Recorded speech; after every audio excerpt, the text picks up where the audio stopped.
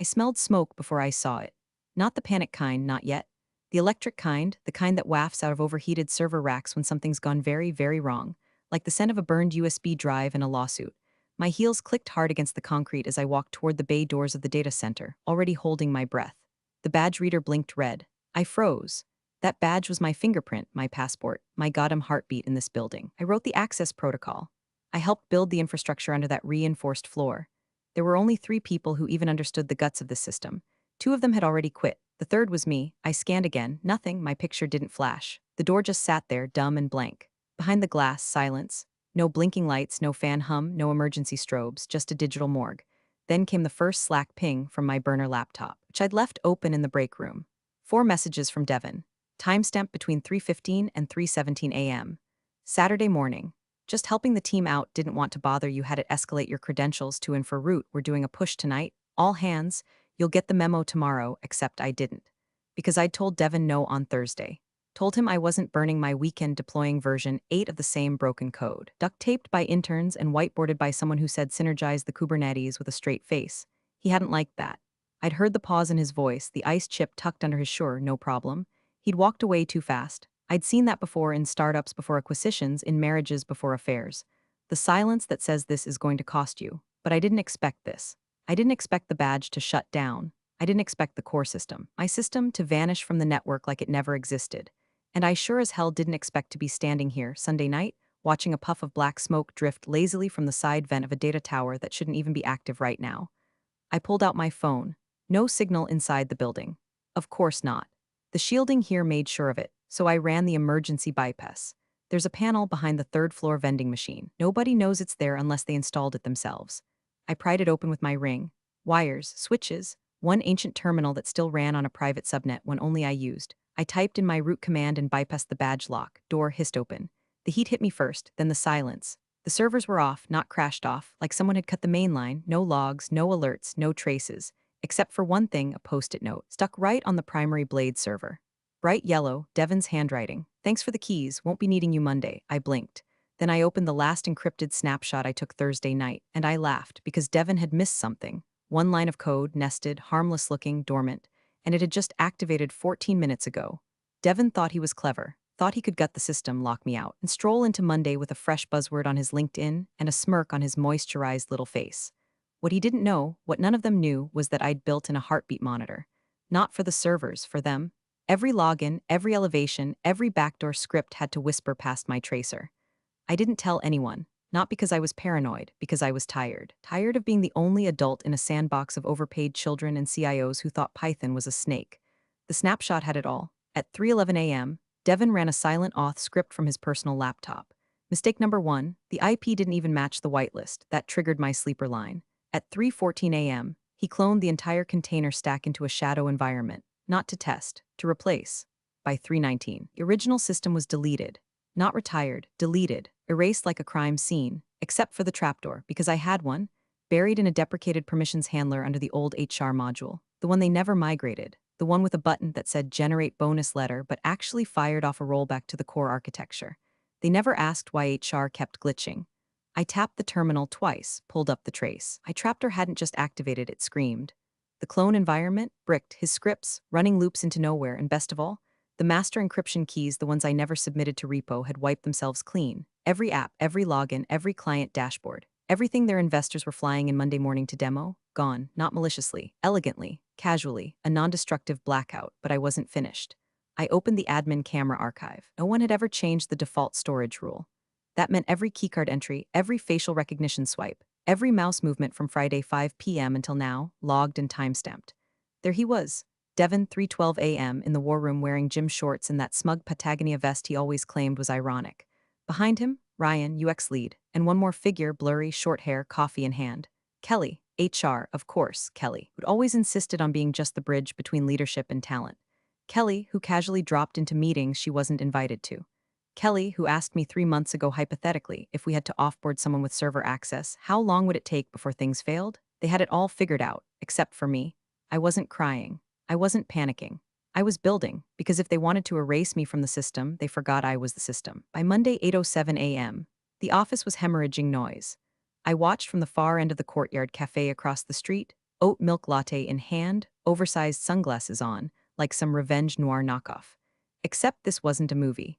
This was my system unraveling in real time, and they were trying to staple confetti over a forest fire. Devin burst out the glass doors with the energy of a man who just realized his entire digital architecture was made of papier-mâché.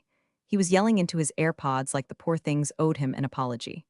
Ryan followed, eyes bugged out, holding two phones and somehow still trying to reboot a Chromebook like it was a defibrillator. They couldn't even log into Slack.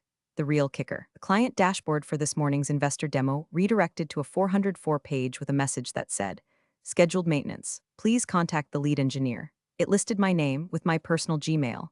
I'd let them stew just long enough. By 9:12 a.m., I got the first email. From Kelly. Subject, urgent clarification needed on info credentials high, just checking in. Are there any remaining access protocols you didn't hand off before the weekend push? Please advise ASAP. Thanks. That smiley face, I could almost hear her blink as she typed it. Kelly always sugarcoated her betrayals like they came with a gift card. I didn't respond. At 9:34, Devin broke the silence with a text. Devin, need to talk. There's been confusion re-credentials. Can we hop on a quick call? Confusion, he says. Like I tripped over a power cord on my way to brunch. I sent him one message. You revoked my access, so reviving your system might be outside my current job scope. Winking face, he didn't reply. Instead, the company's Slack flared up again through my private back channel. See, while they were busy trying to Frankenstein their demo, they forgot I still had a ghost node running on a shadow subnet, one they'd never documented. I called it Basilisk, a read-only observer node, nested so deep in the architecture it didn't even have a name in the registry. Basilisk pinged me the minute they tried to run a recovery job off the cloned environment. They were using the wrong script. It tried to reinstall a backup that hadn't passed authentication, which meant one thing: they didn't have the real backups because I never put them in the cloud. I kept them on an encrypted partition, one that required biometric unlock and the original recovery phrase. And that phrase? Written by hand on the inside of a charity book I donated 3 weeks ago to the free swap shelf in our break room. I bet they tossed it with the rest of my things. And if they didn't, they'd have to find the right book. Out of 72, all with black spines and fake titles like quantum branding for market synergy. Good luck, kids, but the real twist, there was no backup, because the only thing I'd saved was me. At 11:02 a.m., I got a LinkedIn notification. Devin had updated his profile, acting head of infrastructure and security interim. Interim, my ass, that was fast. Guess he was too busy to notice that the post included a screenshot, his only screenshot of our dashboard with metrics I'd personally doctored for investor vanity. The irony? That screenshot was from the test environment, which didn't exist anymore. But sure, slap it on your resume, king. I wasn't angry, not really. Anger is sharp, fast, stupid. This was something colder. The kind of silence you get right before a storm takes the roof off. Because now it wasn't just about me. Now I saw it for what it really was, a clean handoff, a soft coup. They didn't just revoke access. They wiped my name from the Git history, unassigned me from Jira, scrubbed documentation, replaced it with AI summaries that couldn't tell a load balancer from a blender. Even the onboarding doc I'd spent months crafting? Gone. Replaced by a Notion page titled Welcome Engineers written in bullet points and bold lies. They were trying to erase me, so I gave them something they couldn't erase. At 11:47 a.m., I pushed a patch, not through the mainframe. Through the QA sandbox, Ryan insisted we keep for design validation, a dusty little server that still had write access because no one ever updated the IAM policies. I disguised the patch as a Figma integration. Cute, right? The moment they opened it, all files labeled Final V2 Really Final were replaced with a looping GIF of a fish trying to download Java. Harmless, annoying, psychological warfare. Devin messaged me again. Devin, okay, seriously. This is getting childish. You're hurting the team, not just me. Let's fix this before it goes further. I almost replied, which team? The one that deleted me like a bad commit? But instead I sent him a ZIP file. It contained a single image, the server room, 3:14 a.m., Devin in the frame, his laptop tethered to the main terminal, the timestamp, the logs, the violation, and below it a line of text in courier font. I didn't burn the house down, I just turned off the smoke detectors. No reply. Kelly emailed. Subject, reconnecting, hi. No pressure, just wondering if you might be open to consulting short-term while we navigate a few technical hiccups. Can offer a generous package, flexible terms. Let me know, that smiley again. She must think my memory's as short as my employment file. I clicked reply. I started typing, then stopped, because at exactly 12:06 p.m., the company website went down, followed by the login portal. Then the CRM. One by one, like dominoes in a funeral march. They weren't being attacked, they were just alone. By 1:03 p.m., the Slack whispers turned into sirens. Screenshots leaked, first internally, then to the Casual Friday Devs Discord, and from there Reddit. Oh yes, Reddit. r/sysadmin, r/tech fails, and the kicker r/overemployed. Or someone posted a photo of Devon's acting head of infra badge with the caption, "This guy replaced his lead engineer, then bricked his own product." It hit front page in under an hour. Meanwhile, Basilisk kept feeding me footage. Ryan pacing in the UX lab like he was trying to birth an idea out of pure panic. Devon in the executive washroom, red-faced, slapping the hand dryer like it insulted his GPA. Kelly, now she was interesting. She stayed calm, too calm. At 1:16 p.m., she called someone, not from her work phone, from her personal one. I ran the number through a burner script. Contact name, John Board, bingo. She wasn't just HR, she was a plant. Board adjacent. She'd been building a narrative from the start, quietly documenting conflicts, suggesting I was resistant to team integration, and that the system was too reliant on one engineer. That's why she asked me that offhand question about offboarding. She wasn't being curious. She was plotting the fall. They didn't want me to burn out, they wanted me to vanish, and then fail without me. But the worst part, they almost pulled it off, almost, until they made the fatal mistake of trying to monetize my absence before they understood what I'd built. This wasn't just a stack of code. It was a living thing. Recursive, self-documenting, version collapsing. I designed it to adapt, to protect itself. So when they tried to redeploy using their Frankenstein clone, they triggered a containment protocol I'd left deep in the scheduler daemon, something I affectionately named Clean Slate. Clean Slate didn't delete, it reset to factory defaults. That meant no permissions, no saved schemas, no custom logic, just empty fields like the whole company was born 10 minutes ago. By 1:43 p.m., realized what happened. By 1:45, Devon called me, not text, called. I watched the name flash on my screen and let it ring. Then ring again, he tried from another number and then another. Finally, he left a voicemail. His voice shook, not rage, not ego, fear. "Hey, listen, I know things got sideways, but we really need you to, there are contracts due. Clients are calling. Can we talk, please?" No apology, just desperation. I let the silence hang like a noose. Then I opened my laptop and started writing my invoice. By 2:11 p.m., the money started talking. Kelly emailed again, this time no smiley face, no faux warmth. Subject, immediate engagement terms high. Please see attached proposal for emergency reinstatement. Includes 1-month retainer, full control of infra, and title restoration. Optional equity conversation. Please respond within the hour. There it was. Sweet sound of backpedaling in Helvetica. I didn't open the attachment, didn't need to. I could smell the desperation through the screen like burnt toner and cold sweat. I could feel the boardroom shaking under the weight of unanswered client calls, expired SSL certs, and a product roadmap now indistinguishable from a ransom note. But I wasn't interested in equity. Not anymore. I wanted the autopsy. So I logged into Basilisk, opened the backdoor vault, and reviewed every internal message flagged in the last 72 hours. All keywords, my name, access, failover, redundant. It was all there. Devon proposing to sunset the old guard, claiming he had redundant backups and full transition coverage. Kelly reassuring the board that Marla's architecture is brilliant but inflexible, that this is the right time to bring in someone more scalable. Even Ryan chimed in, honestly, don't need her if we hire 2 juniors and just copy her Jenkins pipeline. It's not rocket science, 2 juniors. Jenkins, God help them. Then came the clincher, an email thread from Friday titled Post-Marla Roadmap. They had pre-scheduled the announcement, full takeover. Devon leading the new infrapod, Kelly promoted to Chief of People Strategy, Ryan absorbing Product UI. My name wasn't even in the email. Just one line, she'll be out by Monday. We pulled access already. That was Friday. When I was still writing the final deployment notes, when they smiled at me in the hallway and said, "Have a great weekend," the venom tasted like honey, but I wasn't here for vengeance. I was here for precision, so I sent one reply to Kelly, CC'd Devon, blind CC'd John from the board. Thanks, burner script. Subject, engagement terms. Hi Kelly, thanks for the offer. My hourly rate has changed. Attached is the new engagement structure, including emergency restoration fee, sabotage recovery, premium architecture resuscitation, surcharge, board briefing, retainer, mutual NDA retroactive to Friday. All tasks begin after full payment is received. I'll need a clean laptop. No keyloggers. I'll know. Also, I want Devon out, officially. No advisory title. Gone. You have 27 minutes. Best, Marla. No smiley. No warmth, just the sound of the knife sliding back out. At 2:28 p.m., the phone rang. Not Devon, not Kelly, John, board member, shadow operator, a man who rarely surfaced unless stocks dropped or lawsuits loomed. Marla, he said, his voice smooth as a settlement agreement. You've certainly made your point. I said nothing.